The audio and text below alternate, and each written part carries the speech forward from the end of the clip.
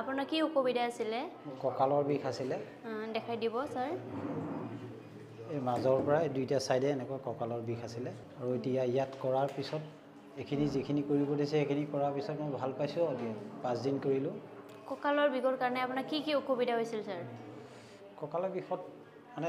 ওজন বস্তু দাঙিব নোৱাৰো তলত বহিলে ধৰে কঁকালটোত ধৰে ঠিক তেনেকুৱা আছিলে আৰু একেৰাহে বহি থাকিব নোৱাৰো তলত বহিব নোৱাৰো এনেকুৱা আছিলে এতিয়া এখিনি পাৰা হৈছো আৰু ভাল হৈছে বিষটো অনবৰত থাকেই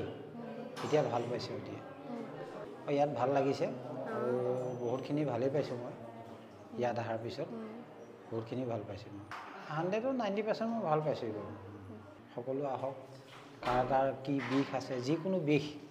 ইয়াত আহিলে ভাল পাব